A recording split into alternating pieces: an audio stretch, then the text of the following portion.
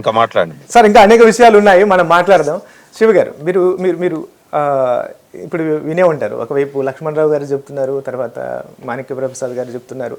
అంటే పార్టీలో, అంటే వైసీపీలో ఎవరైతే క్షేత్రస్థాయిలో పనిచేస్తున్నారో వాళ్ళ ఫీడ్బ్యాక్ తీసుకోకపోవడం వల్లే పార్టీకి ఈ పరిస్థితి వచ్చింది అనేది వాళ్ళ ఒక అబ్జర్వేషన్. అంటే యాజ్ ఎ పొలిటికల్ స్ట్రాటజిస్ట్గా మీరు గ్రౌండ్ లెవెల్లోకి వెళ్ళినప్పుడు మీకేమనిపిస్తుంది? సో పార్టీ అనే వ్యవస్థకి దానికి ఒక ఫీడ్బ్యాక్ ఇచ్చే సిస్టమ్, ముఖ్యంగా ఐపాక్ లాంటి సంస్థను పెట్టుకున్నారు, 100 కోట్లు ఇచ్చి పెట్టుకున్నారు. 2019 ఎన్నికల్లో పనిచేశారు. ప్రతి నియోజకవర్గంలో వాళ్ళ ఏజెంట్లు ఉన్నారు, అక్కడ మనుషులు ఉన్నారు.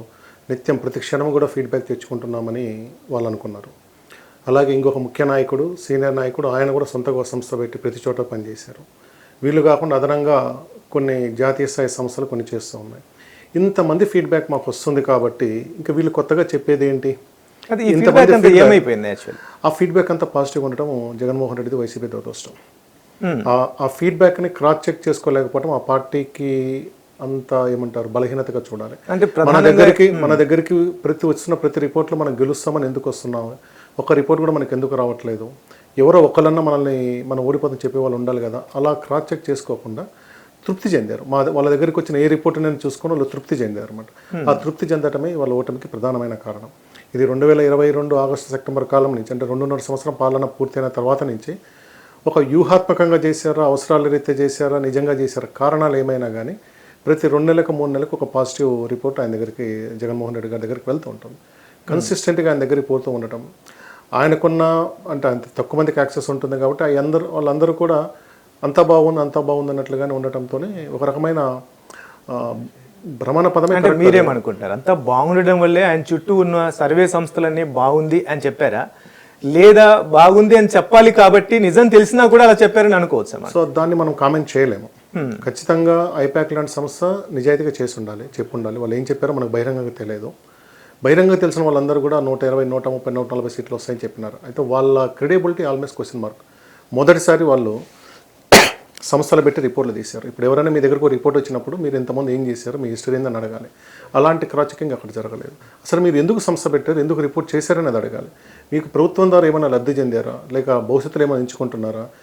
అతి ముఖ్యంగా చెప్పాల్సిందంటే రాజకీయాలు, యాక్టివ్ పాలిటిక్స్లో ఉన్న వాళ్ళు ఎవరు కూడా సర్వే సంస్థలు పెట్టకూడదు, సర్వే నిర్వహించకూడదు. వాళ్ళు వేరే ఏజెన్సీ ద్వారా పెట్టుకోవాలి.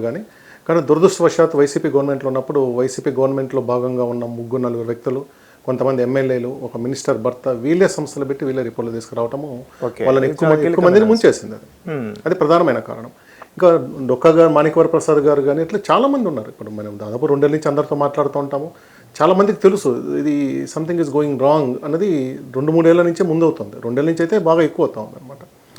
అప్పుడు దాని కరెక్షన్గా కొంతమంది పార్టీ తరఫున కూడా మీటింగ్లు పెట్టారు, కొంతమందితో చేశారు. కానీ ఎవరు కూడా దాన్ని కరెక్ట్గా ఏమంటారు, మనం ఓడిపోతున్నాం మన ఆలోచన రానియలేదు. ఒకటే గుడ్డి నమ్మకం, పైన జగన్ కింద ఓటర్. సైలెంట్ ఓటర్ ఉంటాడు, ప్రతిపక్షం ఓటర్ బయటకు వచ్చి మాట్లాడతా కానీ మన ఓటర్ బయటకు వచ్చి మాట్లాడు. మన ద్వారా లబ్ధి పొందిన ఓటరు సైలెంట్గా ఉంటాడు, ఈవీఎంలో మాత్రం గుద్దేస్తాడు, మనకు అదే అంత దద్దరిల్లిపోతుంది అన్నట్లుగా అనుకున్నారు. అలా జరగదు అని చంద్రబాబు నాయుడు గారు 2019 ఇదే అనుకున్నారు, ఇక్కడ జగన్మోహన్ రెడ్డి గారు అనుకున్నారు. అంటే అధికారంలో లేకముందు ఆలోచించినట్టుగా అధికారం వచ్చిన తర్వాత ఆలోచించుకోలేకపో, వాస్తవానికి దూరంగా వెళ్ళిపోతున్నారు. నేనే ఇంకా నా వల్ల లబ్ధి పొందారు కాబట్టి నేనే చేస్తాను అన్న దానికి పడిపోయారు. శివ గారు, అట్లాగే ఒకసారి మళ్ళీ మన మాజీ ఎమ్మెల్సీ కేఎస్ లక్ష్మణరావు గారి దగ్గరికి వెళ్తే, సార్ మీరు ఇందాక ఒక పవన్ కళ్యాణ్ చేసిన ట్వీట్ని నేను చదివి వినిపిస్తాను. దీని మీద మీరు ఒకసారి మీ స్పందన తెలియజేస్తే, అంటే మీరు దాన్ని ఎలా అర్థం చేసుకుంటారని మనం ఒకసారి డిస్కస్ చేయడానికి ఉపయోగపడుతుంది. ప్రజా తీర్పుకి ఏడాది, ప్రజా చైతన్యానికి ఏడాది, ప్రజాస్వామ్య పరిరక్షణకు కూడా ఏడాది, ఎన్డీఏ కూటమి చారిత్రక విజయానికి ఏడాది, జనసేన పార్టీ 100% స్ట్రైక్ రేట్ విజయానికి ఏడాది. అంటే ఇది భారతదేశ రాజకీయ చరిత్రలో నిలిచిపోయే రోజు. 5 ఏళ్ల అరాచక పాలనను తరిమికొట్టి నిరంకుశ ఫ్యూడలిస్టిక్ కోతలను ప్రజలు తమ ఓటు హక్కుతో బద్దలు కొట్టి ప్రజాస్వామ్య పరిరక్షణకు నాంది పలికిన రోజు. ఈ ఫ్యూడలిస్టిక్ అనే పదాన్ని, ఎందుకంటే మీరు కమ్యూనిస్ట్ కోణాలో ఎట్లా దాన్ని మీరు వివరిస్తారు అనేది నాకు తెలుసుకోవాలనండి. చూసారా, మీరు ట్వీట్ చూసారా? ఇవాళ పవన్ కళ్యాణ్ గారు ఇచ్చిన స్టేట్మెంట్ ని నేను కూడా చదివాను. ఇప్పుడు మనం ఆలోచించాల్సింది మళ్ళీ పొద్దుగూరు 2019లో ఏం జరిగిందో ఇప్పుడు అనవసరం మన చర్చలు. నా ఉద్దేశం 2019లో రకరకాలుగా ఓడిపోయింది. 2019, 2024 ఆయన పరిపాలన చేశారు జగన్మోహన్ రెడ్డి గారు. ఆ పరిపాలన నచ్చలేదు కాబట్టి ప్రజలు ఆయన ఓడించారు. ఓడించడం కూడా ఘోరంగా ఓడించారు. 164 సీట్లు వీళ్ళకి ఇచ్చి 11 సీట్లు ఆయనకి ఇచ్చారు. మన అందరికి తెలిసిన విషయం. ఈరోజు మన చర్చకి సంబంధించిన ముఖ్యమైన అంశం, ఈ ఏడాది అంటే 5 ఏళ్ల పదవీ కాలానికి ఎన్నికయ్యారు. ఒక ఏడాది గడిచింది. ఒక ఏడాదిలో అద్భుతాలు జరుగుతాయని నేను అన్నగాని, ఒక ఏడాది కాలం ఆ ప్రభుత్వం ఏ దిశగా వెళుతుంది, దాని డైరెక్షన్ ఏంటి, ఏ వైపు అది ప్రయాణం చేస్తుంది అనేది మనకు అర్థం. అంటే నా పాయింట్ ఏంటంటే ఫ్యూడలిస్టిక్ భావాల గురించి, ప్రజాస్వామ్యం గురించి, హక్కుల గురించి మాట్లాడుతున్న సందర్భంలో ఇప్పుడు ఈ ప్రభుత్వం ఏ హక్కుల, ఏ ప్రజాస్వామ్య విధానాల గురించి మాట్లాడుతుందో కరెక్ట్గా ఆ హక్కులు, ఆ ప్రజాస్వామ్య విధానాల లైన్లోనే నడుస్తుందని అనుకోవాలా? మీ అబ్జర్వేషన్ ఏంటి అంటే ఈ 1 year గడిచిన పాలనలో? అర్థమైంది మీరు అడిగింది. ఇప్పుడు గత ప్రభుత్వం ప్రజాస్వామ్య విధానాలు పాటించలేదు, అప్రజాస్వామ్యం వెళ్ళింది, మోడలిస్టిక్ విధానాలు అనుసరించిందని పవన్ కళ్యాణ్ గారు చెప్పారు. ఓకే, ఇప్పుడున్నటువంటి ప్రభుత్వం ఏ విధానాలను అనుసరిస్తుంది మనం ఆలోచిస్తే ఈరోజు మనం చూస్తా ఉన్నాం. ప్రజల్ని కలవటం, ప్రజలతో మాట్లాడటం, ప్రజలతో చర్చించటం ఎంత మాత్రం జరుగుతూ ఉంది.